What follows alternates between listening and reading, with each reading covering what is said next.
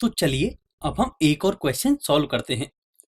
इस क्वेश्चन में हमें एक फंक्शन गिवन है जो कि है sin 2x upon x minus pi by 2 और इसके लिए लिमिट गिवन है limit x tends to pi by 2 और हमें इसकी वैल्यू फाइंड करनी है। तो चलिए अब हम इसका सॉल्यूशन देखते हैं। यदि आप ट्रिग्नोमेट्रिक फंक्शंस के लिमिट के कंसेप्ट को रिकॉल करो तो हमने ये एक स्टैंडर्ड लिमिट का फॉर्मूला पढ़ा था जो कि था limit x tends to 0 sin x upon x is equal to 1। अब यदि आप यहां ध्यान से देखोगे तो जो लिमिट है वह x टेंड्स टू 0 है, लेकिन हमारे क्वेश्चन में जो लिमिट है वह है x tends to pi by 2। इसके अलावा यदि आप फंक्शन को देखोगे तो वह है sin x अपॉन x, यानी कि साइन के साथ जो भी एंगल है वही एग्जैक्ट वैल्यू हमारी डिनोमिनेटर में होनी चाहिए। लेकिन यदि आप क्वेश्चन में गिवन फंक्शन में देखोगे तो साइन के साथ जो एंगल है वह है 2x, लेकिन जो डिनोमिनेटर में वैल्यू है वह है x माइनस पाई बाई 2। तो अब इस केस में हम क्या करेंगे, या फिर गिवन फंक्शन को हम स्टैंडर्ड फॉर्म में कैसे कन्वर्ट कर सकते हैं। तो इसके लिए हमें दो चीज करनी है। पहली ये कि हमें सबसे पहले लिमिट को चेंज करना होगा, दूसरी ये कि हमें फंक्शन को कुछ इस तरह से कन्वर्ट करना होगा कि साइन के साथ जो भी एंगल आए वही एग्जैक्ट वैल्यू डिनोमिनेटर में भी आ जाए। तो इसके लिए हम सबसे पहले ये करते हैं कि जो भी डिनोमिनेटर में वैल्यू है जो कि यहाँ है x माइनस पाई बाई 2, उसे हम h के इक्वल अज्यूम करते हैं। तो यानी कि हम डिनोमिनेटर में h लिख सकते हैं। तो हमने किया क्या है, हमने ये किया है कि जो वेरिएबल x है उसे वेरिएबल h से रिप्लेस कर दिया है। अब ऐसा करने से चेंज क्या होगा, ऐसा करने से चेंज ये होगा कि अभी तक वेरिएबल था x, लेकिन अब वेरिएबल हो जाएगा h।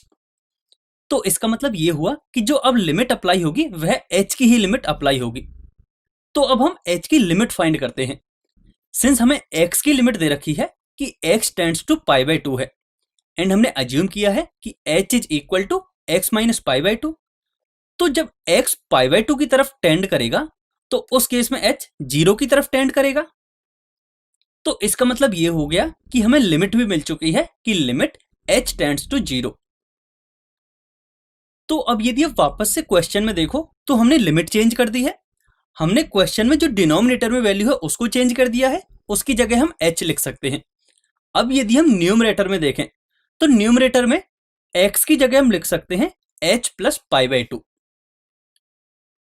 तो यानी कि x की ये वैल्यू हम यहां रिप्लेस कर देंगे, जिससे कि हमारा फंक्शन कुछ इस तरह का हो जाएगा, जहां आप देख सकते हो कि अब लिमिट हो गई है h टेंड्स टू 0, न्यूमरेटर में है sine 2 into pi by 2 plus h and denominator में h आया है क्योंकि हमने x माइनस पाई बाई 2 को h के इक्वल अज्यूम किया था। अब हम इसे आगे सॉल्व करेंगे एंड इसे सिंप्लीफाई करके कुछ इस तरह से लिख सकते हैं। अब यदि आप ट्रिग्नोमेट्री के कंसेप्ट को रिकॉल करो तो आपने पढ़ा था कि साइन पाई प्लस थीटा होता है minus sine theta. That means हम साइन पाई प्लस 2h को लिख सकते हैं माइनस साइन 2h। तो इसे हम सॉल्व करके कुछ इस तरह से भी लिख सकते हैं।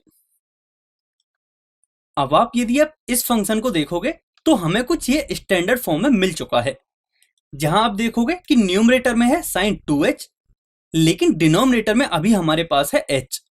तो हम h को 2h बनाने की कोशिश करते हैं। उसके लिए क्या करेंगे, उसके लिए हम न्यूमरेटर एंड डिनोमिनेटर दोनों में 2 का मल्टीप्लाई करेंगे, जिससे कि हमारा फंक्शन कुछ इस तरह का हो जाएगा। तो अब देख सकते हो कि ये लिमिट एक स्टैंडर्ड फॉर्म में कन्वर्ट हो चुकी है, जो कि होती है कि limit x tends to 0 sin x upon x की वैल्यू 1 के इक्वल होती है। दैट मीन्स इस पार्ट की वैल्यू 1 के इक्वल हो जाएगी।